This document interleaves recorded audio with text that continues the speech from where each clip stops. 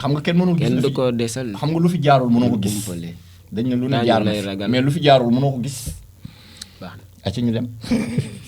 ci kanam rawati bët kanam ra de toute façon daal lépp nañu ñaan yàlla daal lépp li nga xam ne moom lañuy yéene wuñ kenn safaan mais mbiri Sénégal yàlla parce que rapport bi li nga xam ne moom la ñu génnee amul kenn koo xam ne rafetlu na ko li nga xam ne moom la génnee na ko amul kenn ku ko rafetlu man xam lu ma ci gën a metti waaw yow noo mën a verser 15 milliards ci compte jàmbur ne da ngaa juum 15 milliards Issa du million du 1000 du 10 000 ah waaye ñii koy ñoo raw kii garabu yoo boobu bu ñuul bi allahu akbar 15 milliards mais mënoon nañoo juum envoyé ma ko da ko dugalal ma ko sama compte duñ ma woo dama naan dañoo juum gaa yi wax dañoo juum ba léegi ñu ngi xaar di dañ may dajaleel rek PDG nee na am na rapport bi Issa nee na c'est scandaleux ñu ko lire li ñëpp nee nañ c'est scandaleux honorable li nga xam ne moom lañ ci c'est scandaleux liñ ci wax nii moom kenn ku ko gis dara sa gémmiñ comprendre waaye nag bu ñu sexal rapport bi rek dinañu saxal bu ñu sexal rapport bi rek ji seetaan nañu liggéey ñu dem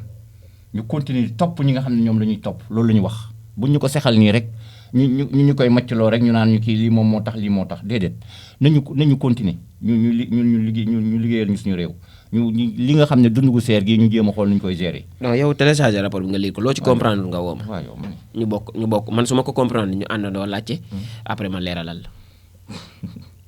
barki yàlla. wallaahi dinaa ko lire. liiral après xëy na sa position dina changer. sama position.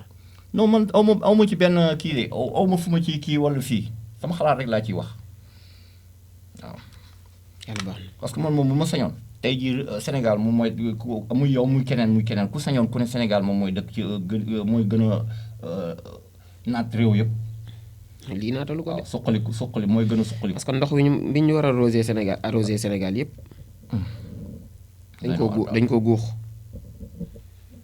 dañ ko guux ndox mi ñii guux nañ ko ba ñii guux ko ba c'est grave. jingal bi kay bu mu dawaat moom kay damay ñëw léegi ci kii ci mbirum rapport boobu sax la ñuy dooree actualité du jour ak le ministre de la justice génn na wax ci ne nag ay poursuites judiciaires dinañ ko mener contre auteurs yi nga xamante ni ñoom ñoo laale ci malversation yi nga xam ne relevé nañ ko par la cour des comptes ci audit du rapport ci situation des finances publiques gestion 2019 au 31 mars 2024.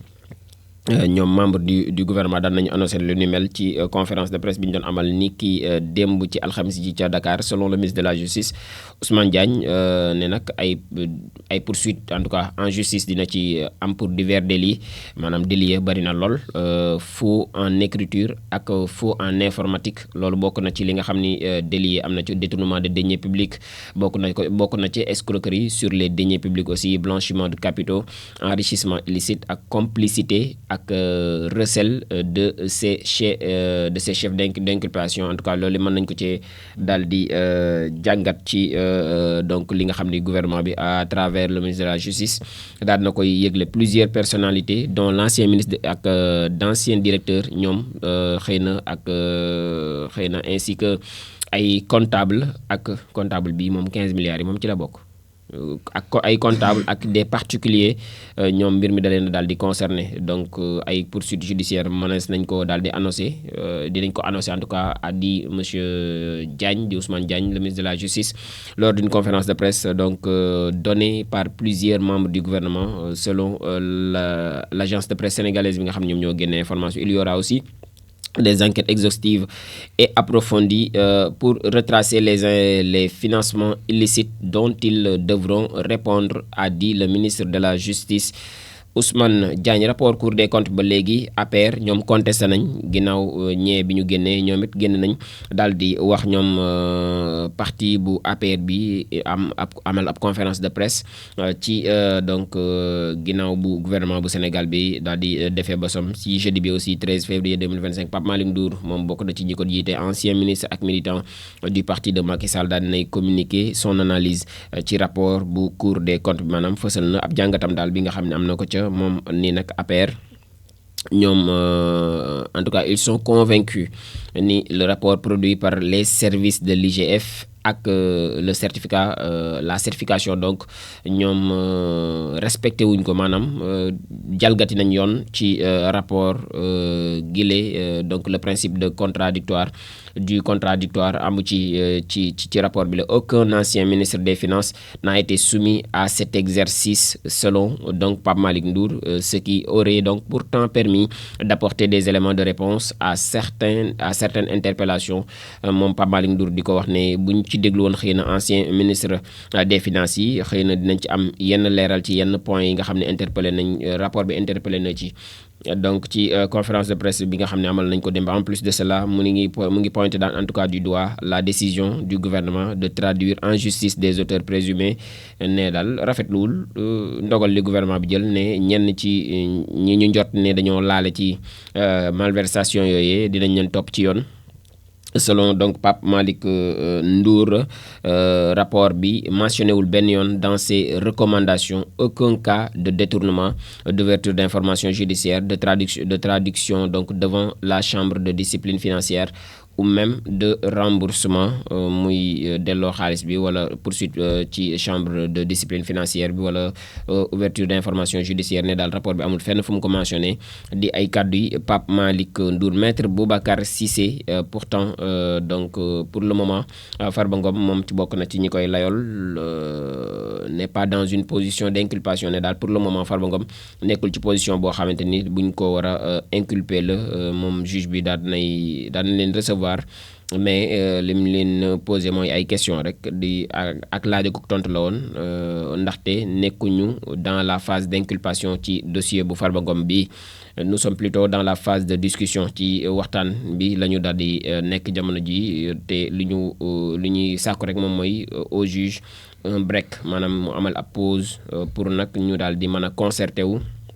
daal di demander un report ñoom pour bi nga xamante ni moom mooy avocat yi nga xam ne ñoom ñooy layool kii di Farba Ngom c'est ce que en tout cas ñoom loolu la ñu daal di def waaye juge bi dafa daal di concéder un délai de 15 jours maanaam fii ak ñaari semaine daal la leen daal di may c'est-à-dire jusqu'au 27 février 2025 loolu daf leen di permettre en tout cas ñu daal di mën a concerter wu waxtaanat avec ak seen client waaye itam apporter ay éléments yoo xamante ni dina leen permettre ñu mieux assurer défense bu kii di Farba Ngom selon maître Boubacar Cissé nga xam ni bokk na ci avocat yi maire bu Agnam boobule di Farba Ngom beneen ci actualité yi ak la surpopulation carcérale doon naa ci joxe exemple léegi mooy ñi nga xam ni nekk nañ ci caabi leen féete ginnaaw bari nañ lool mu nekk xëy na romb nañ sax lim bi nga xamante ni moom la kaso yi war a jël une poudrière boo xamante ni mën naa exploser donc à tout moment donc loolu mën naa xëy na indi yeneen i gàllankoor ci moment bu mën di doon une rapporteuse donc spéciale bu ONU sur la torture a qualifié jeudi la surpopulation carcérale au Sénégal de dramatique et inhumaine maanaam kenn ci xëy na rapporteur yu spécial yu ONU yi moom moo caractérise en tout cas lii di wàllum kaso ak la ca nekk ci biir réew Sénégal lu dramatique te loo xam ne xëy na doomu aadama waru ko dund une poudrière pouvant selon elle exploser à tout moment après une visite d'une dizaine de jours dans le pays Madame Alice Jill Edwards lay daal di wuyoo moom par ailleurs mu prononcé wu en faveur donc de l'abrogation de la loi d'amnistie boo xam ni voté nañ ko en mars à l'initiative de l'ex-président de la République ba woon di Macky Sall 2012-2024 Ce texte boobu dafa doon approuvé avant le scrutin présidentiel ayant conduit fin mars à l'élection du président Bassirou Diomaye Diakhar Faye boo xam dafay couvrir les faits yi ñu mooy loi d'amnistie ba yi faits yi nga xamante ni daloo na ci 2021 jàpp 2024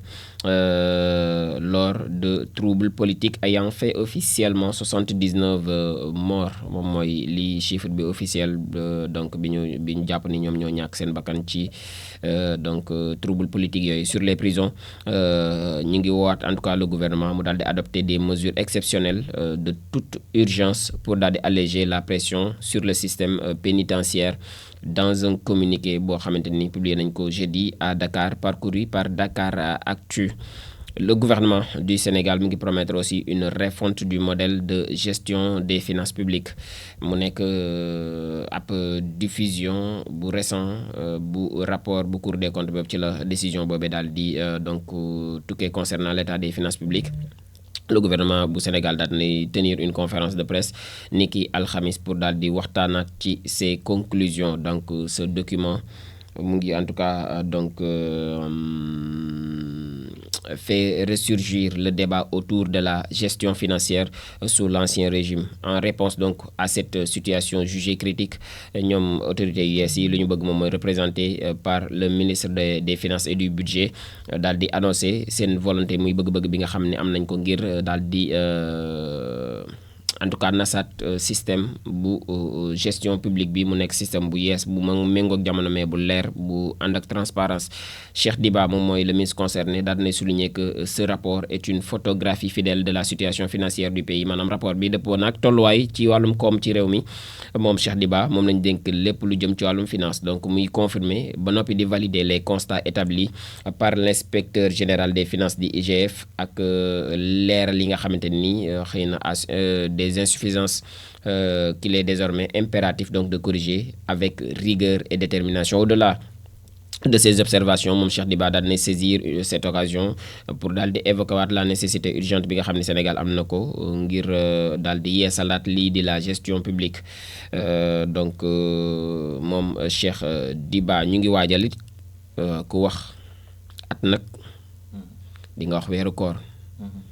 ndaxte yaa ci 12 mois yi yàlla daa jël benn ne woor leen ko donc Ramadan 2025 ak Kanokok bi ñoom ñi ngi annoncé l'observation donc de la lune pour le 28 février dañ séntu bu njëkk bi ñoom commission bi le 28 février la ñuy amal séntu donc bu njëkk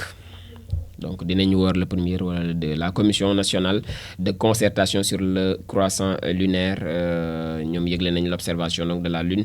permettant de déterminer le début du mois de Ramadan se tiendra donc le vendredi 28 février 2025 dans un communiqué signé par Imam El Hadj Oumar Diène waaw président des imams et oulémas du Sénégal et de la commission lunaire et du dialogue interreligieux ñoom Konakok boobu ñu ngi préciser que cette observation aura lieu dans les locaux de la radio-télévision sénégalaise di RTS fam daan amee at mu jot. Cette date correspondant au 29e jour donc du mois de Rajab di weeru baraxlu. 26 ou 25. 25 laa wax de. dama ne 26. koor bi 26 lañ koy woor. da ngaa bëgg a prolonger at moo dugg di nga woor dans le calendrier donc musulman ci lañ koy sant amin incha allah mu nekk une période déterminante pour l'annonce donc du premier jour du jeûne waaw mu nekk weeru koor gi nga xam ni ñu ngi ci dëgmal yaan suñu borom yóbbu ak jàmm ñu woor ko ci jàmm mu nangu ci jàmm ñu jeexal ko ci jàmm am na solo lu mu métti day jeex amul mais ñun gëj nañoo woor mois de février de pourquoi koor gi doonul woon février